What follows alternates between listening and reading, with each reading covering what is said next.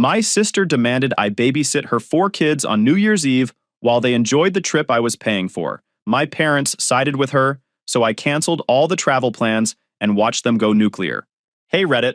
So, I was standing in my doorway, staring at $38,000 worth of destruction.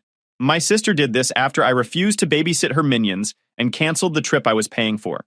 But let me back up. This disaster started 4 months ago with a text.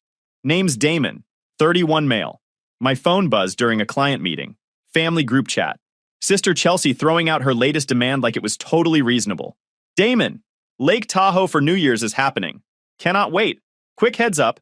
Need you to watch the kids New Year's Eve while Eric and I do the countdown dinner cruise. Like 7 to 8 hours tops. Thanks.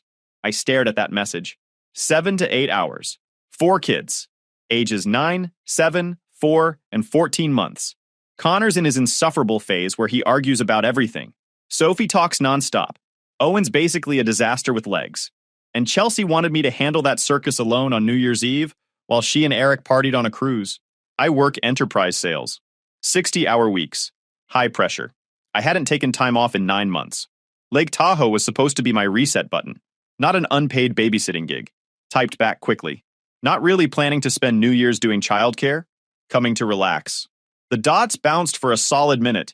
When her response came through, I could tell she was pissed. Wow. Okay then. Nice to know where we all stand. Family supports family, but I guess that doesn't apply to everyone. Mom jumped in before I could respond. Susan's always making excuses for Chelsea's nonsense. Sweetheart, it's only a few hours. Your sister and Eric never get alone time with 4 kids. Never get alone time. They'd been in Napa Valley 3 weeks ago posting Instagram stories. But sure, they're so deprived. Mom, I'm using vacation days for this. I'd actually like to enjoy New Year's. Dad joined the party. Your sister contributes a lot to this family. Helping out for one evening is the least you can do. That's rich. I paid for their 25th anniversary trip to Hawaii. $7 grand. Bailed Dad out twice when his business tanked. Covered Chelsea's car repairs when Eric was between jobs. But yeah, I'm the one not pulling my weight. Then, Chelsea sent this. You know what? If spending time with your nieces and nephew isn't important enough to you, maybe just don't come. We don't need someone who can't be bothered ruining everyone's good time.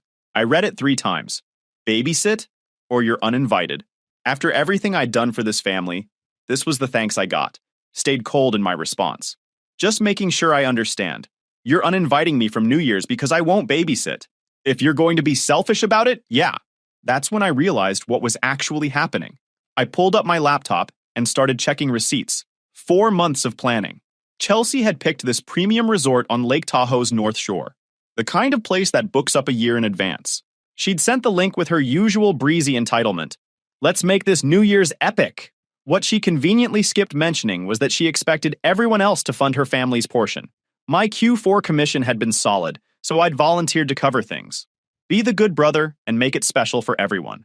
I'd booked their 3-bedroom lakeside cabin, paid for ski rentals, covered Eric's snowboard gear, fronted half their airfare, pulled up the credit card statements and did the math. Total, $22,570. $22,000. And now she was holding the whole trip hostage unless I agreed to be her free nanny. My phone buzzed. Another group message from Chelsea.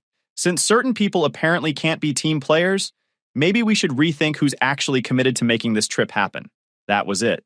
I opened the resort website and checked their cancellation policy. Full refund within 5 days. I had 3 days left, so I canceled the cabin. Confirmation email came back instantly. Canceled the ski rentals. Done. Snowboard gear. Gone. Sent an email about the airfare money no longer being available. Then I opened the family group chat and typed out my response. Chelsea, message received loud and clear. If I'm not welcome unless I provide free labor, I respect that. However, need to inform everyone I've canceled the arrangements I paid for. Lakeside cabin for your family. $11,200. Ski and snowboard gear rentals. $2,850. Half your family's airfare. $8,523.48. I've also canceled my own reservations. Guess my $22,500 wasn't invited to New Year's either. Enjoy. Hit send. My phone started exploding before I even set it down. Chelsea called 7 times in 2 minutes. Declined everyone. Her text came through in all caps. What the heck did you just do, you maniac? Why would you do this to me? Screw you! Mom's message popped up next. This is completely insane. Call me this now. Dad kept it short. Unacceptable. Fix this immediately. I put my phone on Do Not Disturb, grabbed a drink, and put my feet up. And honestly, I felt amazing. The next morning, I woke up to 51 missed calls, over 130 texts, made breakfast, and scrolled through the chaos. Chelsea's messages went from fury to full-blown panic. She'd called the resort. Everything was confirmed canceled. New Year's week at Tahoe doesn't have last-minute openings. She was screwed, and she knew it. You just destroyed New Year's for 4 innocent children. You're a monster. This was supposed to be special. We can't afford to rebook any of this. Mom and Dad are devastated. Hope destroying your family was worth it, you selfish piece of trash. Selfish piece of trash. Remember that phrase. It comes back later. Mom's messages were classic guilt trips. Please, sweetheart. This went completely out of control. We need to discuss this like rational adults. Your father and I are heartbroken. Chelsea is having a breakdown. Those poor children don't understand why their uncle hates them. Dad went short and aggressive. Your behavior is reprehensible. You will apologize and rectify this immediately. I won't tolerate this vindictive nonsense. Finished breakfast. Felt lighter than I had in years. My neighbor Larry chose that exact moment to knock. Larry's this retired guy who's lived next door for 3 years. Always complaining about noise, asking nosy questions, trying to borrow stuff he never returns. Opened the door. What's up, Larry? Your phone's been going crazy. Heard it buzzing through the wall all morning. Everything all right? Family stuff. All good. Sounded urgent. You sure you don't need... I'm sure. Thanks, though. Closed the door before he could dig deeper. Larry meant well, but I wasn't in the mood for his nosiness. Around 2 in the afternoon, unknown number. Answered on a hunch. Finally! Damon, why aren't you answering me? Do you have any idea what you've done? Chelsea's voice came. Loud. Pretty sure I spelled it out clearly. You can't just cancel everything. Connor and Sophie are crying. They were so excited to spend time with you. How can you be this cruel to children? Chelsea, I'm not mad at the kids. I'm disappointed you gave me an ultimatum. You told me not to come unless I babysat. I'm respecting your decision. I didn't mean it like that. You're being completely insane. Your words were pretty clear. Don't be sensitive. I was stressed, okay? I didn't mean it that way. And I was stressed about spending 22 grand on a trip where I was told to babysit instead of relax. But hey, at least I didn't issue ultimatums. Uncomfortable silence. You never said you were paying for all that. I laughed. Who did you think was covering it? The Christmas fairy? I thought everyone was helping. Everyone was helping. I helped to the tune of $22,500. What was your contribution? Besides demands and ultimatums? More silence. Chelsea, I paid for everything because I wanted us to have a good New Year's. But the second I set one boundary about not babysitting for 8 hours, you kicked me out. So I took my money with me. Seems fair. But the kids will survive. Take them to Eric's parents like usual. Do something affordable. Normal people don't spend New Year's at premium Tahoe resorts anyway. You're being vindictive. I'm being consistent. You made the trip conditional. So did my wallet. Hung up before she could respond. Messages kept flooding in all day. Extended family members I hadn't heard from in years suddenly cared about family unity. Suddenly, everyone had an opinion. My friend Chris called that evening. We'd been planning our own trip to Cabo for New Year's. Had it booked for months before this family drama erupted and plans changed. Dude, your sister's losing it on social media. Let me guess. She's the victim. Oh, full martyr mode. Her mom friends are eating it up with a spoon. I pulled up Facebook. Sure enough, Chelsea had written this whole sob story about family members who manipulate with money and how she's teaching her kids that love isn't transactional. The whole thing was ridiculous. Screenshot everything. Not to blast her back, but because I had a feeling this was going to get worse before it got better. Uncle Phil was the only family member with a functioning brain. Called me directly. Your mom's been working the phones like a campaign manager. Wanted you to know what she's saying. I can guess. She's telling everyone you're being stubborn. That Chelsea's family is suffering because of your ego. He paused. She's leaving out the 22 grand part, though. Of course she is. Can't make me look reasonable. For what it's worth, Damon, I think you're handling this exactly right. Your parents are refusing to accept the truth that they'd spoiled Chelsea for too long. The pressure campaign continued for weeks.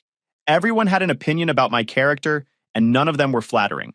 According to my extended family, I was selfish, cruel, vindictive, petty, immature, and probably the worst person alive. The only thing I wasn't, apparently, was right. So 3 days before New Year's, Chris and I flew to Cabo. Since the family's trip was canceled, thought I'd enjoy New Year's with my best friend instead. About dang time you grew a spine, he said when we landed. Been waiting years for this moment. Feels weird, like waiting for the other shoe to drop. There's always another shoe with families like yours. Enjoy the peace while it lasts. Cabo was perfect. Warm weather, great food, zero family drama. My phone stayed mostly off. I'd sent brief messages to my parents saying I loved them and hoped they had a good New Year's. That was it. No engagement, no guilt trips, no responding to Chelsea's increasingly unhinged texts. Before I left, I'd given Larry a key to grab my mail. The only neighbor I remotely trusted. He seemed harmless, eager to help. Yeah, that was a big mistake. New Year's Eve in Cabo was everything I needed. Chris and I counted down with a group of people we'd met at the resort. We toasted at midnight. To boundaries, Chris said. And consequences, I added. Woke up New Year's Day tired but satisfied. Turned my phone on for the first time in 36 hours. 47 missed calls. Messages from everyone. Mom, Dad, Aunt Sharon, Cousin Michelle, even Eric had called. The timing was weird. All the calls happened in the same 2-hour window early that morning. I got a bad feeling. Called Chris. Something's wrong. Everyone's been blowing up my phone. Maybe they're just guilt-tripping you about New Year's? Checked voicemails. Mom's voice came through first, high-pitched and panicked. Damon, something terrible has happened. Call immediately. Dad messaged. Son, we have a situation. Call as soon as possible. Dialed Mom back. She answered on the first ring. Oh, thank God. Damon, there's been an incident. What happened? Your apartment. There was a break-in. Your neighbor Larry called the police. They need you to contact them. My stomach dropped. What happened? I don't know the details. Larry said it looks bad. Really bad. You need to call the police. Got the number and called immediately. The officer who answered confirmed my address. Told me there'd been significant property damage. They'd responded to a neighbor's call about loud crashes and breaking glass. By the time they arrived, whoever did it was gone. How bad? Sir, you'll need to assess it yourself, but it's substantial. We've secured the scene and documented everything. When can you return? I can be there by tomorrow evening. We'll need a statement. Bring ID and any documentation about your residence. Hung up. Stared at Chris. Someone trashed my place. Trash like college party damage or trashed like the cops are involved and called it substantial. His expression shifted. You don't think... Yeah, I think exactly that. We flew back the next day. Chris came with me, which I appreciated. Landed around 6 and drove straight to my apartment. Police tape remnants still clung to the doorframe. Larry was waiting in the hallway looking guilty. Damon, man, I'm so sorry. I heard everything around 11. Called the cops immediately.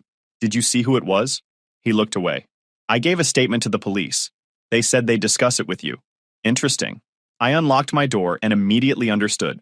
My apartment looked like a freaking crime scene. The TV was face down on the floor. Screen shattered into 1,000 pieces. The couch had been slashed open. Kitchen cabinets hung open with every dish smashed on the floor. Broken glass everywhere. The bathroom mirror was cracked. My bedroom looked like someone had a violent rage episode with my clothes. Everything torn, thrown, stomped on. Mattress slashed. Dresser drawers pulled out and broken. But the living room was the masterpiece. Someone had spray painted "selfish piece of trash" across my wall in huge, dripping red letters. The same words Chelsea had called me in her text messages. Family photos torn and scattered like confetti. My laptop smashed open on the floor. Chris whistled low. Geez, man. Yeah. Then I remembered something that made my pulse jump. The security cameras. I'd installed 2 hidden cameras 6 months ago after cars got broken into in the parking lot. One inside pointing at the front door, one covering the living room. Both uploaded footage to the cloud automatically. Pulled out my phone. Logged into the security app with shaking hands. Please be there. The footage was all there. Every second. Backed up to the cloud. Started the playback from around when Larry said he called the cops. Held my breath. 10:40 p.m. The front door opens. Someone comes in using a key. The camera catches everything perfectly. Chelsea walks in first, looking around like she's on a mission.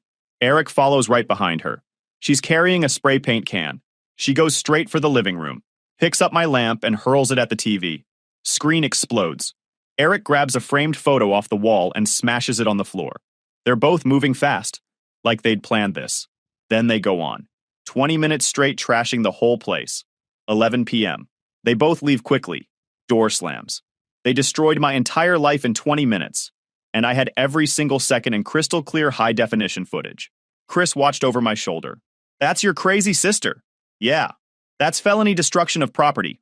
That's breaking and entering. She's done. Yeah. I replayed it. Watched Chelsea spray paint those words across my wall. This was calculated revenge. Went back into the hallway. Larry was still there, looking like he wanted to disappear into the floor. Larry, did my sister come by asking about me? He couldn't meet my eyes. She came earlier. Said she was worried about you. Said she needed to check on your place to make sure everything was okay. Seemed really concerned. I thought, you gave her the key. She's family. I thought I was helping. She seemed so nice and worried, and she just committed multiple felonies in my apartment. His face went pale. Oh God. I didn't know. I swear I didn't know. She was so convincing. I just wanted to help. I wanted to be angry at him. Actually, I was. But honestly, Chelsea had probably played him.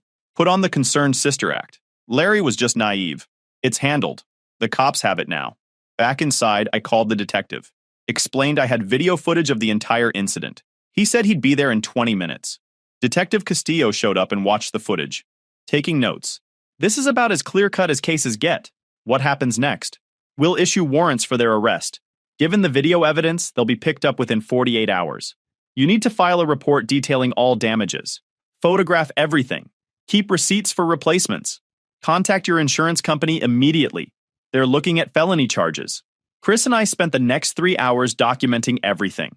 Plus, the cost to repaint and repair everything. The total hit $38,000. Around midnight, after Detective Castillo left, I finally called Mom back. Damon, are you home? How bad is it? It's bad, Mom. Everything's destroyed. Oh, honey, I'm so sorry. Do you have any idea who? Yeah, I know exactly who. Got them on camera. Silence. What do you mean you have them on camera? I mean I have security footage of Chelsea and Eric breaking in and destroying my place. The cops have the video. They're issuing arrest warrants. Damon, no. You can't be serious. You can't. Dead serious. They're getting arrested. But Chelsea wouldn't. She couldn't. She did. Mom's voice shifted into panic mode. You can't press charges. She's your sister. Think about the children. This will destroy her life. She'll go to prison. You have to. I know exactly what I have to do. No, it's not. You can tell them you don't want to press charges. Damon, please. We can work this out. Let us pay for the damages. Just don't involve. Too late. Damon, be reasonable. She made a mistake. She was emotional. Dad grabbed the phone. His voice was ice. Son, you need to think very carefully about what you're doing. Pressing charges will tear this family apart. Chelsea tore it apart when she committed multiple felonies. Don't be dramatic. It's just stuff. It can be replaced. Great. Then she can replace it. Through her insurance or through restitution ordered by a judge. You're really going to send your sister to jail? Your own flesh and blood? Yes. Hung up before he could say more. Chris grabbed snacks from my car. We sat on the floor of my destroyed apartment surrounded by the wreckage. Your family's insane. Yeah, I'm really seeing that now. What's next? Now we watch them burn. Chelsea and Eric were arrested 48 hours later, both charged with breaking and entering, criminal mischief, vandalism, and destruction of property. Bail set at $15,000 each, $30,000 total. Mom called within an hour of their booking. Damon, Chelsea's in jail? She's terrified. The bail is $30,000. You know we don't have that kind of money. Then I guess she sits there until her arraignment. You can't mean that. She's sitting in a cell right now crying. This is killing me. How can you be so cold? How can she break into my home and destroy everything I own? You ruined her New Year's. She wasn't thinking straight. Being emotional doesn't excuse committing felonies. She's an adult. Adults face consequences for their actions. But the children need their mother. Connor and Sophie are asking where mommy is. How am I supposed to explain this to them? Tell them mommy made very bad choices and now she's facing the consequences. Damon, I'm begging you. Help with the bail. We'll pay you back. Not happening. Dad grabbed the phone. Listen here, you're going to drop these charges and help with bail. That's final. No, I'm not. Excuse me? You heard me. I'm not dropping anything. I'm not paying anything. Your daughter must face the consequences. You smug, ungrateful. Don't. You've enabled her entitled behavior for years. Guilt tripped me for setting boundaries. And when she committed felonies, your first instinct was to make me fix it. I'm done, Dad. Hung up. Turned my phone off. Needed peace to deal with insurance and repairs, without constant harassment. The insurance adjuster came the next day. Took photos, reviewed my documentation.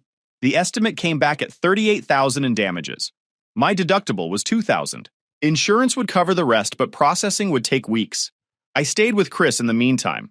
My phone kept buzzing from relatives, cousins, aunts, uncles, everyone begging me to help with bail.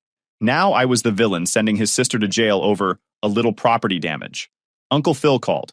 Damon, what Chelsea did was criminal. Serious criminal. Don't let anyone guilt you into backing down. Everyone thinks I'm overreacting. Everyone's an enabler.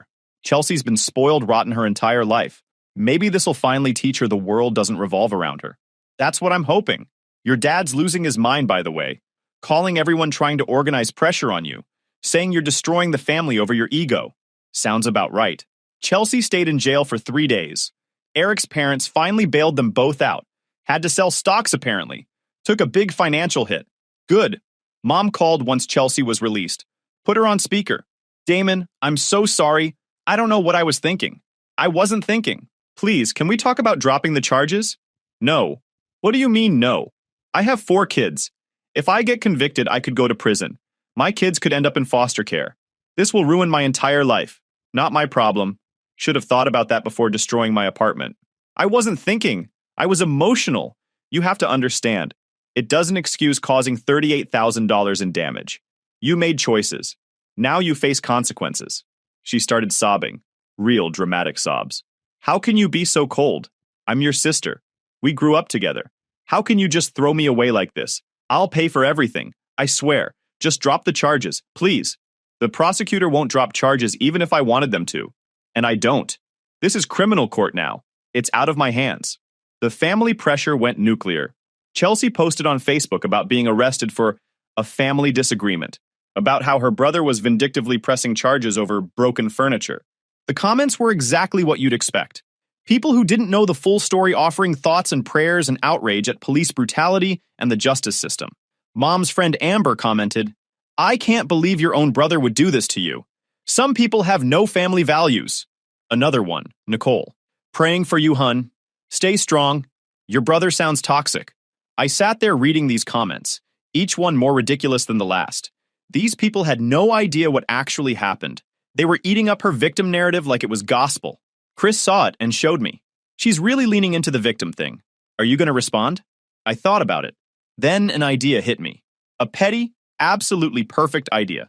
Actually, yeah, I am.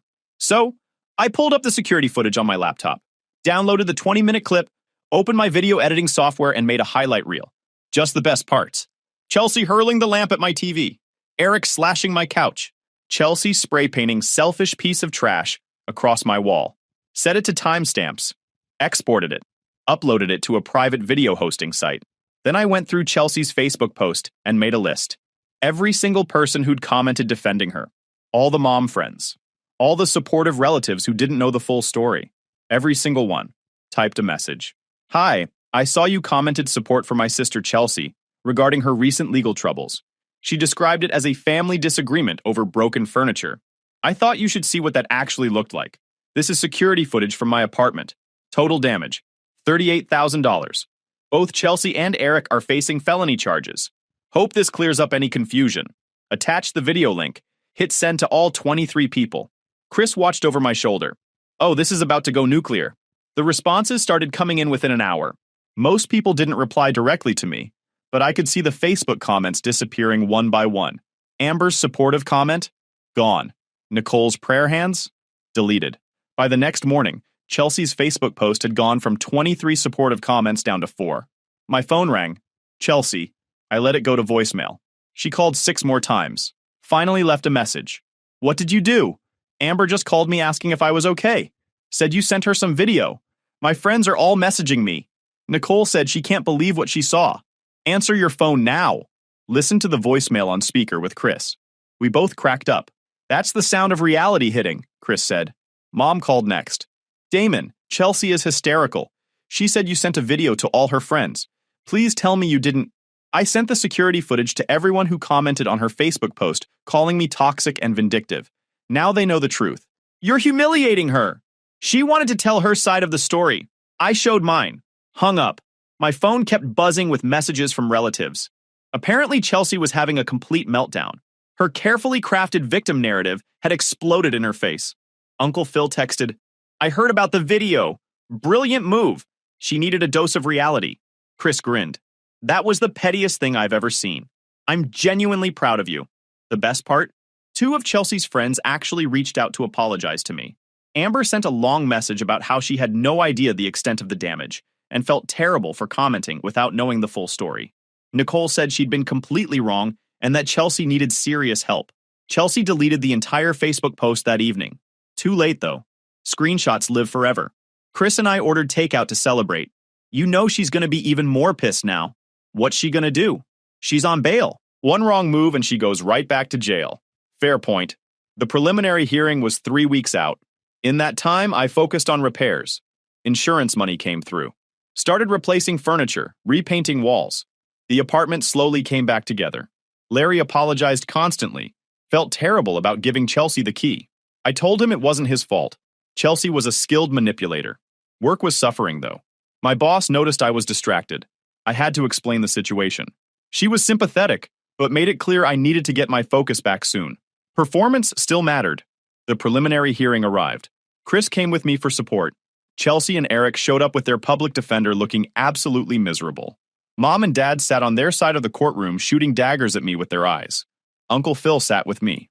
The prosecutor presented the video evidence on a large screen. The judge watched without expression as Chelsea and Eric destroyed my apartment. When it finished, he looked at them. "Do you dispute that this is you in the video?" Their lawyer answered. "No, Your Honor.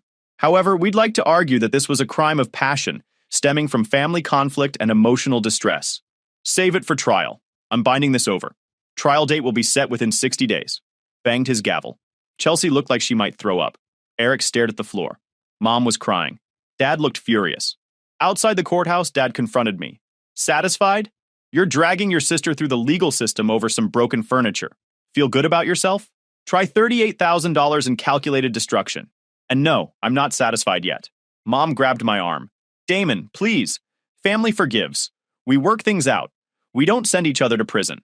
Pulled my arm away. She made her bed. She can lie in it now. Uncle Phil walked up. "Let's go, Damon. Nothing productive happening here." We left them standing there. In the parking lot, Uncle Phil clapped me on the shoulder. "Handled that perfectly. Didn't feel perfect? Never does. But your parents needed to hear it." The trial got scheduled for 2 months later. Chelsea's lawyer tried negotiating a plea deal. The prosecutor sent me the terms. Chelsea would plead guilty to criminal mischief, pay full restitution of $38,000, serve 2 years probation, complete anger management courses, and have a permanent criminal record.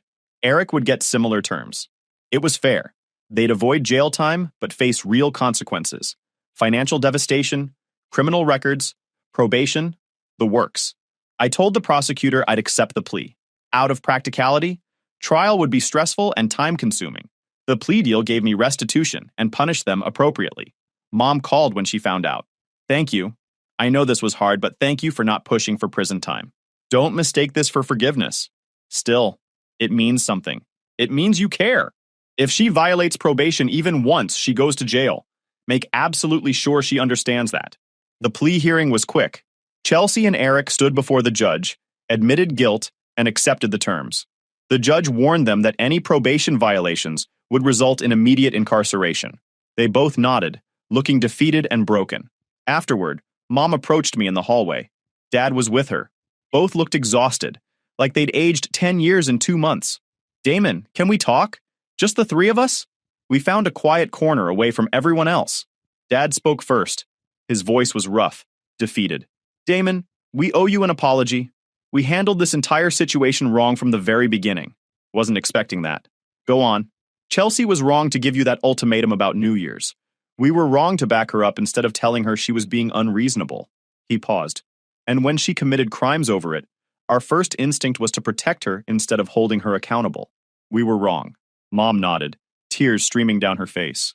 "We've spoiled Chelsea her entire life, made excuses for everything she did, put pressure on you to accommodate her nonsense. It wasn't fair to you. We're the reason she thought she could do what she did." "Yeah, you did." Dad continued. "Chelsea needs real consequences. We're not going to bail her out anymore, financially or otherwise. I'll believe that when I see it. Fair enough. We have to earn your trust back. We know that, but we want to try. We want a better relationship with you that isn't based on us taking you for granted. Mom grabbed my hand. We've been terrible parents to you. That changes now. The apology felt genuine, raw, real, but I was too tired to fully process it. Where do we go from here? One day at a time, Dad said. We rebuild slowly. If you're willing to give us that chance. I'm willing to try. But things are different now. I'm not the family bank. I'm not the emotional support. I'm not the guy who drops everything to fix everyone else's problems. Those days are over. Understood. And Chelsea needs to understand it too. She wants help, she asks respectfully, and accepts no for an answer. Like a normal person. Mom nodded. We'll make absolutely sure she understands. The restitution payments started coming monthly. Chelsea had to set up a payment plan. $3,000 a month for over a year. Eric's parents helped some, but most came from Chelsea and Eric's income. They had to cut expenses dramatically. Chris and I met for dinner a few months into the restitution period. How's the family drama? Surprisingly quiet. Chelsea's keeping her head down, scared of violating probation. Parents are actually respecting boundaries for once. Think it'll last? Honestly? No clue, but for now it's peaceful. I'll take it. 6 months later, Chelsea called. Her voice was different. Smaller. Actually humble for once in her life. Damon, I owe you a real apology. Not the crying, desperate one at the courthouse. A real one. I'm listening. You were absolutely right to press charges. I needed this. The criminal record, the restitution, the probation, the anger management courses. I needed all of it. I was out of control. Glad you finally figured that out. The courses have actually helped. I've been working on myself, learning to handle frustration without lashing out or expecting everyone to cater to me. It's been really hard, but necessary. I needed to change. Good. Because if you ever pull anything remotely like that again, I won't. I promise. I've learned my lesson. Time would tell if that was true, but the change seemed genuine. The criminal record alone would follow her forever. Every job application, every background check, every rental application. She'd have to explain what she did for the rest of her life. That was the point. The family dynamics had completely shifted. Mom and Dad stopped treating Chelsea like she could do no wrong. Stopped expecting me to be the reliable workhorse who funded everything. We were finding balance. Awkward, uncomfortable, but healthier balance. New Year's Eve rolled around again. Full circle. This time, no Tahoe, no family drama. Just Chris and me doing our own thing. Mom called that afternoon. Damon, I know you're busy tonight, but I wanted to wish you a happy new year. And to thank you. You too, but for what? You forced us all to face reality. It was painful, but necessary. She would have kept spiraling if you hadn't drawn that line. Just wanted basic respect, Mom. That's literally all I ever wanted. I know, and you deserved it. We're trying to do better. All of us. After we hung up, I sat there thinking about everything that had happened. It had been one heck of a year, but I'd come out the other side with something I'd never had before. Genuine respect for my family, boundaries that were actually honored. A life that was truly mine without constant demands and guilt trips. Was it worth $22,000 in canceled vacations and $38,000 in property damage? Yup, worth every penny. Setting boundaries isn't cruel. It's survival. That family who truly loves you will respect your limits. Chris came over later for our low-key celebration. Good food, good company, zero obligations. Another year down, he said. Here's to not being a doormat. Amen to that. Think Chelsea's actually changed? Time will tell. But at least she knows consequences are real now. And your parents? They're actually trying. That's all I can really ask for. What about you? You good? I thought about it. My apartment was rebuilt and actually nicer than before. Work was solid. Family relationships were healthier than they'd been in my entire life. I wasn't funding anyone's lifestyle. Wasn't rearranging my life for other people's convenience. Yeah, I'm actually good. The ball dropped at midnight. New year. New beginning. Chelsea texted at 12:15 a.m. Happy New Year. I know we're not close like before, but I hope you have a great year. You deserve it after everything. Stared at the message. Typed back simple and honest. You too. It wasn't much, but it was real. Some lessons cost $22,000 in canceled vacations. Some cost $38,000 in property damage and criminal charges. Mine cost both. But the education was worth every penny, because now I knew what I was worth, knew what I deserved, knew that loving family doesn't mean sacrificing yourself on the altar of their entitlement. And if anyone ever tried that ultimatum nonsense again, they'd learn the same lesson Chelsea did the hard way. If you enjoyed this video, please hit that subscribe button. It really helps the channel, and help us bring you more and better stories. Thanks.